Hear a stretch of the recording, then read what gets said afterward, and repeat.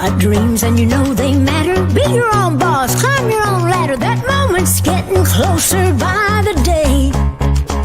And you're in the same boat with a lot of your friends, launching ideas you all believe in. The tide's gonna turn and it's all gonna roll your way.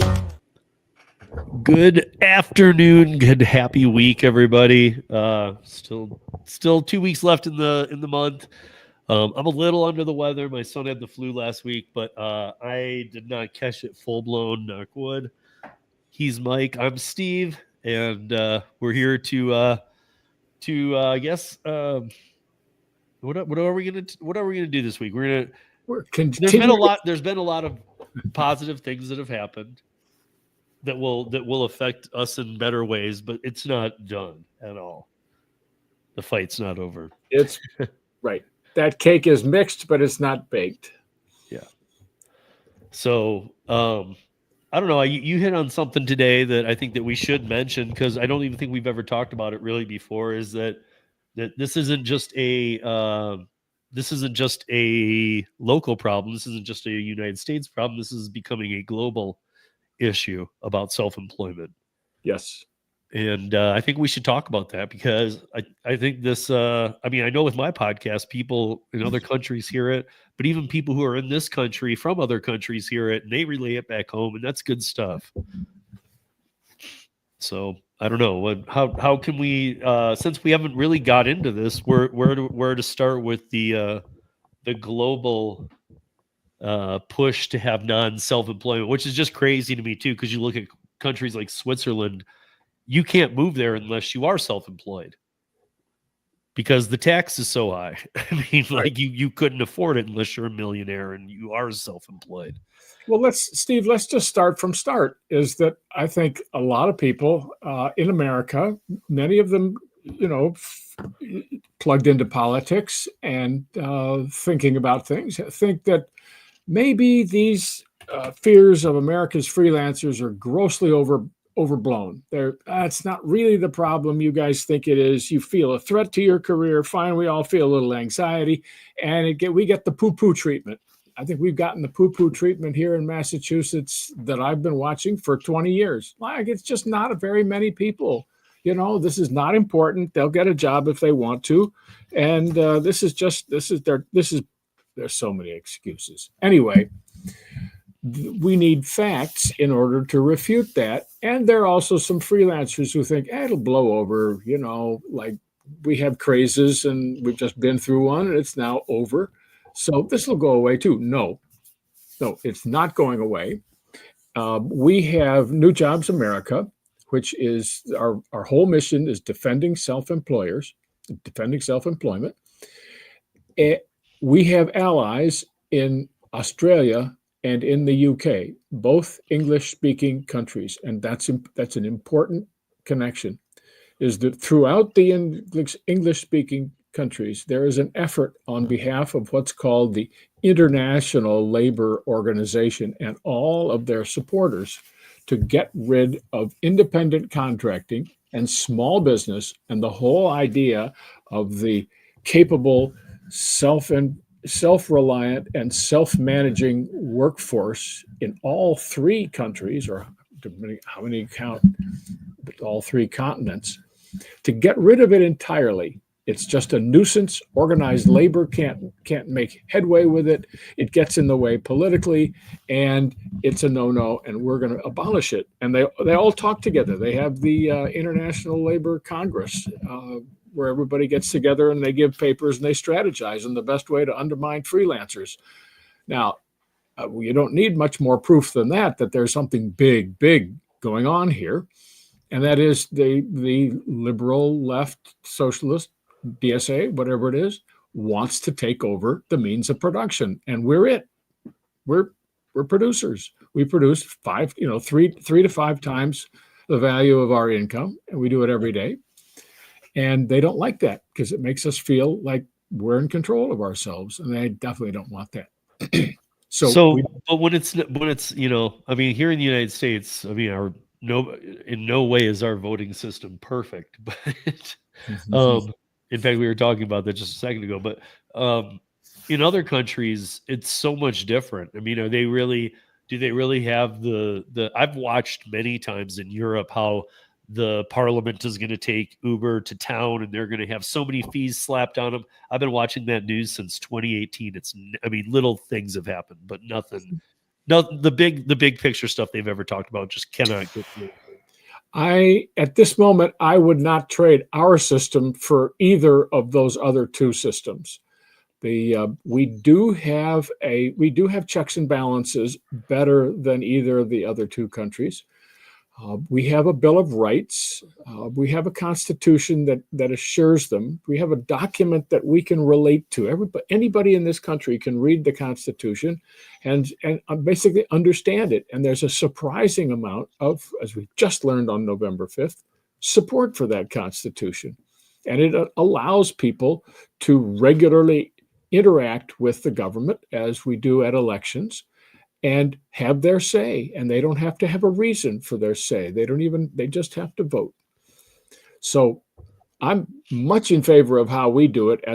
I wouldn't trade places with them. No, I wouldn't trade places with them either. I guess I'm saying that I've watched this for years, not like, how are they going to, in other countries, take apart independent contractors or self-employed? Because they've been playing this little game that I've been watching in the gig space, even here and there, and they just can't do it in any country. Good question. So, I know in Britain they have something they call HMRC, and that is Her Majesty's Revenue something. It's their version of the IRS, except it makes much more of the laws about taxation than our IRS does. Americans' image is generally Congress makes the legislation, the executive approves it, and then the taxation is the actual system of how much you actually owe under these different laws. That's all taken care of and collected by the IRS. In Britain, the HMRC revenue service is much more aggressive. And they can go off and do a lot of what they think they should without any authorization from Parliament or the Prime Minister or any other force. And it's very dangerous. And like any bureaucracy, they get entrenched and emboldened, and they want to do it their way. And they're very powerful. And they drive people nuts, just like our IRS is getting to be. Yeah. 50 years ago, the IRS was hardly a thing. The rules were simple. The form had one side to it. You filled it in, you wrote out a check, and that was it. The taxes were lower too as a percentage rate. So the other thing is the courts can be very one-sided in Britain, and they can side with the government simply because the government, and they think, what do you know? You're Steve Johnson. You're Mike Ruby. You don't know anything. We're just going to go with HMRC. So HMRC has programs. They do research. They bother people. The courts basically support it until everything completely collapses, like it did when the Labour was put into power in Britain. The other tool there is the Labour Party. Normally, it was, in times past, it was kind of the working man's Labour Party, and they represented guys who worked in brick factories and steel and shipbuilding and transportation and all that. These days, Labour is much more part of the international labor movement that just wants to take over the democratic republics completely. So Labour has got themselves in because the Tories and the Conservatives did not do their did not meet anyone's satisfaction. So that coalition collapsed, and now the Labour is doing whatever they want, and it's pretty dramatic. In Australia, there is much more ministry power to do what the ministry wants to do, and the Prime Minister probably has more active responsibility for policy directly than in either the UK or America. So there, you could just a change of the prime minister can send the whole cart right off the trail and into the woods. And people have to figure that Australians have to figure out, it's a small country, they have to figure out how to get things back, put them back together. So we talk actively about the tactics that we're facing. I have kept them up to date on this country. They're agog at what Americans have done with their government and handing two of the one of the other of the two chambers and the presidency over to a different party, and pretty happy with it. And they've been watching it with fascination. And who are all these new, what they would call ministers, but for us, they're Secretary of Defense or Attorney General or things like that. So Yep. it's very active. But the most important takeaway for our audience is that this is a systematic international attack on independent contracting in every form. Full stop. It's been going on since the 1920s, and 100 years, and they're making progress until now. This is a major setback. I was going to just say that same thing. I mean, and again, it's nothing's even close to being fixed. But aren't the unions going to have a horrible next 4 years? Am I wrong? I don't think they're seeing it as horrible. I think they're seeing it as a chance to try out new weapons and tactics. But kind of knowing they're not going to win a fight. They will fight for everything. Like they're still counting ballots in California and Pennsylvania. Like, I know, and I saw that they're wasting $1 million doing the recount of a Senate seat. Right. I mean that already has been declared by the AP and by others and state Senate or the it was McCormick. Is it McCormick? McCormick and Casey. Yeah. I mean, I just heard today that's going to cost $1.1 million for the recount. I'll bet it. I bet it costs the adversaries much more, each of them, because they're all fighting legally. See, I honestly believe, I know that there's some things that get triggered by amounts, like if there's a 2,000 difference, but we need to start going to a system that if you're going to challenge the outcome, that's on you, not the taxpayer. Oh, interesting. Well, yep. They have if you guys, but I mean, like, don't put it on us. Right. We don't. I don't want to pay for a recount that costs $1.1 million. My son and I can barely get groceries from the store every week, so I really don't. I don't want to pay for that. So, so the other countries they were ahead and looked like we were going to pass them with our restrictions, but that is not going to be possible. The PRO Act is effectively a non-issue, and we don't know what's going to replace it. There's some other things going on. Is that for 2 years, the unions, left, Democrats, the socialists have been working through the states to insert laws, practices, and restrictions that harm independent contracting. And each state has done something different. Yeah. California went first. Rhode Island was second. California did away. It was something funny. They did away with Los Angeles City Council went to remove the independent contractor truckers, just got rid of them, that hauled pavement grindings and fresh asphalt throughout Los Angeles County. And they just took it away. We're not going to do that. These guys have been in business for 105 years. They're called, haul drivers. And I don't know how they're going to get the roads fixed. The other is they brought in-house all of the independent contractor work that has been done by court translators in all 58 counties in California. And they have said, we're going to do it inside. We're not going to use a single independent contractor, even though like there are 104 languages spoken in Los Angeles County. And we're going to let the unions pick the ideal candidates. I didn't know the unions knew which ones. So those were two major steps forward. Nobody batted an eyelash nationally because they seem small, but that those same strategies are being reproduced now elsewhere. So anything that happens during this period of rollout is fair game to be duplicated. I mean, I saw that last week in this Chicago City Council, the first time now ever in like 5 years, the city council voted unanimously, and they're like known for going unanimously the other way. They voted unanimously to not fund any more illegals in the city. None. To not be a sanctuary city. And again, it's usually all of them vote for it. And this was it was unanimous. Every one of them said, no, we can't do this anymore. We're not taking care of our own people. And I wonder if, like, do those people wake up to this independent contracting fight too?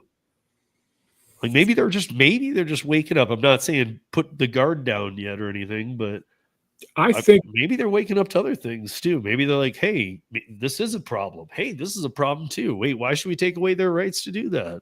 right. It's a big country, and a lot of people have actually better things to do than politics. Right. Hate to say it, but it's true. You know, food, family, friends, church, work, you know, vacations, fun. It's and they pay attention to that, and that's the government shouldn't be intruding on that as long as it's law abiding. The government has no reason to do anything about any of that. I guess I was just pointing out because Chicago is like notorious for not doing this. And they did it. You know, they all said unanimously, no, enough pain on the people. We can't do this anymore. So, I mean, I don't know. I'm wondering if maybe if people are starting to wake up a little bit. I think they are. I think there's a new ideas come into the public sector, come into the public forum, and they are adopted slowly.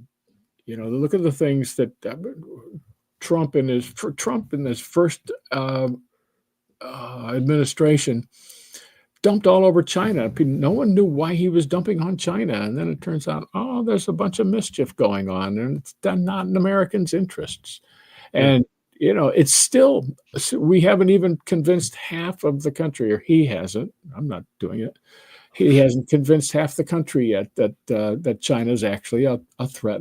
But he's making progress, and it's that same thing. Independent contracting is a lot smaller than China, although it's bigger than China for everybody who's an independent contractor. So there's a misconnection. We got 76 million people make money doing this. Yep. And meanwhile, nobody in DC is really paying much attention at all. Yep. So, you know, and it's a matter, you got to wake up both sides. So, yeah, I mean, I don't know. I just feel like maybe some things are changing. I guess, you know, maybe part of it's going to be the proof is going to have to be in the pudding next year. You know, I mean, like, you guys have it all. Now prove it. Prove these changes. Well, it's a fascinating situation. Something tells me that we're going to get some recess appointments, and not advocating for that because I don't think, but I do foresee it happening because, like, if you they don't think they can get them sworn through, they're not going to get anybody through that Congress the way it is right now. Yeah.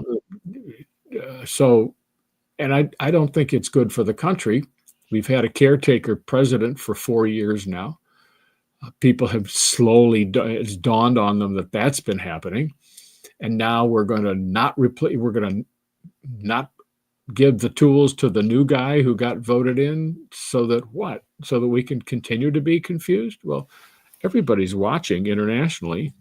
So if they eliminate any kind of tool that the president has to do his job as he sees it, then you've alerted all our allies that we're toothless. Just out of curiosity too, why does Biden have like 10 times more energy now? I saw him last week, like, run out on stage, say hello. He was speaking clearly. He was stoked to have Trump in the White House. I mean, that wasn't fake. He was like seriously smiling ear to ear the whole time. I have absolutely no explanation for but this. You saw it too. It's not just me. Yep. I mean, literally, like this guy that we all knew was like, okay, he's dying. He has dementia. He can't even stand. All of a sudden, like I saw him in an Air Force jacket last week, like run out on stage, happy. I was like, what is going on? I'm active on social media, and I see accusations of body doubles. I can't make heads or tails of it. We have one we have one suggestion in the comments. Traveler's got one. It says it's drugs. I have, but why? But see, maybe it's an inverted drugs. Maybe Jill stopped stepping on his meds and started giving them to him again. I don't know. What sort of podcast are we running here? Well, it's sort of pharmaceutical and independent contracting sort of. I just found it very strange. Even his visit with Trump did not look like what you'd expect. These are. I'm not trying to dissect it. Who knows? I'm just saying. I thought it was really weird. I thought that'd be a 20-minute meeting. It's like 2 hours. Yeah, they're like hanging out. He was smiling more than Trump. he looked so happy the whole time. Yep. I don't know. I kind of have my feelings. I won't put them out there, but I feel like he's not happy with a lot of people. And I feel like that was a little bit of his. I would say without question that's true. And I think that I'm just an observer. I don't have any special reason to be here other than 310 million other Americans. But I think Biden didn't like being shunted aside by some That's what I mean. little group. So he's happy that it's just like third grade. He's happy that his what he thinks is his antagonist didn't do so well. Like, yeah. But it just goes against everything he said though for 4 years. Yeah. I mean, he supposedly had who he called a fascist in the White House. It was supposed to be for a meeting for 20 minutes and it went for 2 hours. You don't keep a fascist in the White House for an extra hour 40. Not if the thought of it grin ear to ear the whole time makes you sick to your stomach. Right. I mean, something's going on. I don't think anybody ever believed he was a fascist. I think that was just their attack plan with it. But try and Hitlerize him or whatever. But that meeting was provoked by the votes of some women independent contractors in different states. We'll never know their names, but we know they voted and we know it had an impact. And so for everybody who says, oh, there's nothing an independent contractor can do, nonsense. November 5th, 2024 is what an independent contractor can do. So on that, you were talking about the moms. So I think that this is, we need to end with hit on this for sure, is that, so the moms, we've been talking about how this is going to affect them. And everybody was saying that no woman is going to vote for the right. And I got to say, like, are those numbers coming in better yet? Because as far as I could tell, it was kind of like, no, I mean, obviously it's still under the left, but they were making it look like, oh, you'll be underwater and it'll be 100% on the left. No, it wasn't. It was pretty close. No, you have women voters voted right on the right side this time. I know a lot of Democratic women voters who voted quietly in the other direction. They had a good business reason, and it's not something they were necessarily proud of. Many of them wouldn't admit it in public, but they have to vote their pocketbook, and they did.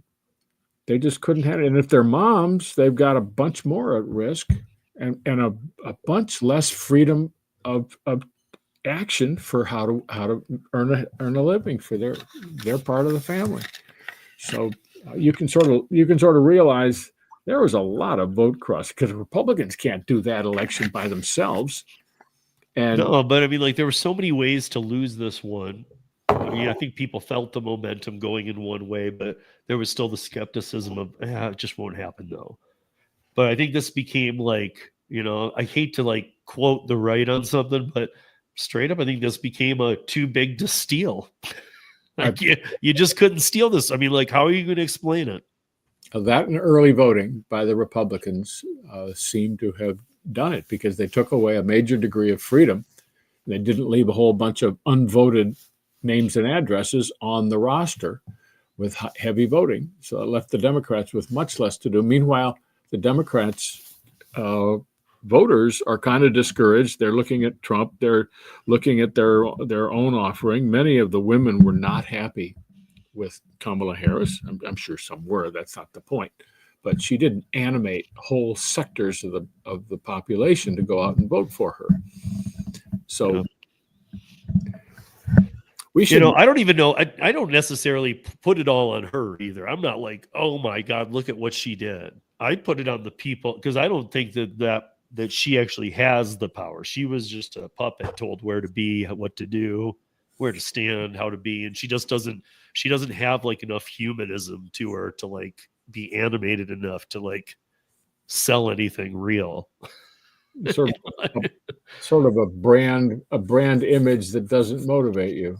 Yeah. I mean, it was like, hey, yeah, exactly. She's like generic frozen. She's like coming out as like generic milk.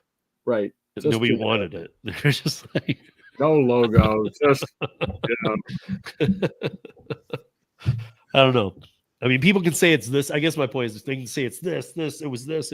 No, honestly, I think it was the party itself that did it all. And I don't think, I mean, that doesn't solve the independent contractor plight and the problems going on. But I think that she played, I think her role wasn't as big as people are trying to now pin on her. I mean, I'm looking at it. I mean, from now on, please, the side that I don't vote on, which can vary from time to time, but please always use celebrities when trying to run for an office, because that just was the biggest backfire. I think you actually upset America. All the Oprahs and everything, and now finding out what they made and all that. And I think people just got very upset. Like, dude, I don't care. I even like Oprah, but I don't want her telling me how to vote. Well, let's continue to look ahead and introduce the fact that we're going to change our schedule a little bit, give people an alert. Okay. We're going to switch to a Tuesday broadcast on a trial basis. We think it'd be about 6 weeks. It's Tuesday at 2 Eastern, and that would be noon Colorado time, Mountain Time. Mm-hmm. And Steve will be shifting the control panel over to New Jobs America, and yours. I'll still be here, guys. Though don't you're not getting rid of me. But we're the partnership's not changing. Mike can handle this. He's got it. You're very confident, and we're going to change platforms with a different streaming vendor, which Mike Ruby has to learn very quickly. But that's a pretty good one. So we're going to switch to OBS. So, and for those watching, OBS is free too. Yeah. Which keeps the cost down. For those of you that use StreamYard and are doing comparisons in your head, you can use OBS for free. And what I can tell you for absolute certain is that there is a ton of independent contractor news coming ahead. So much. You've got the state stuff, you've got the federal, you've got a new Congress, completely new Congress. You've got a new president. We certainly hope everything's going to go smoothly. And we have a new post-election renaissance in America. And I think it's going to be interesting and very fruitful for independent contractors. We just have to make sure that our voice is heard almost every day. Yep. Absolutely. So you guys, 2 p.m. Eastern, 11 a.m. Pacific on Tuesdays, starting next week at least through the new year. Kind of thing, like through the hecticness of December, which is just always a mess. That's the day and time. So, and I will join Mike whenever possible, especially since it's Tuesday, because both him and I were talking backstage that Monday has become quite the nightmare of trying to. I'm like running in the door to make this happen, and he's got other things on. Mondays are just tough. They're after the weekend. They're always busy.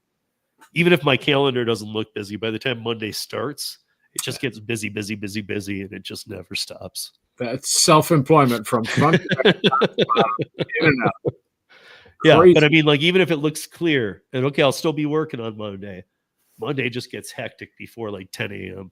It's the whole day is like, running around. But yeah, you're right. I mean, my self-employment bases around a lot of things. So, with Just- that said, don't go ahead.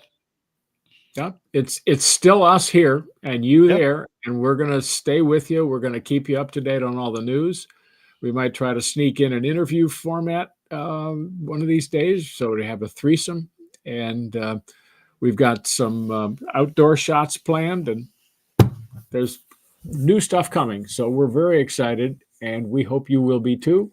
And onward, and happy Thanksgiving for those of you who see us in December.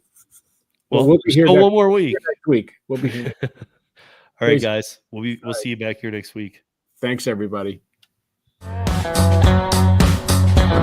Well, you got dreams and you know they matter. Be your own boss, climb your own ladder. That moment's getting closer by the day. And you're in the same boat with a lot of your friends, launching ideas you all believe in.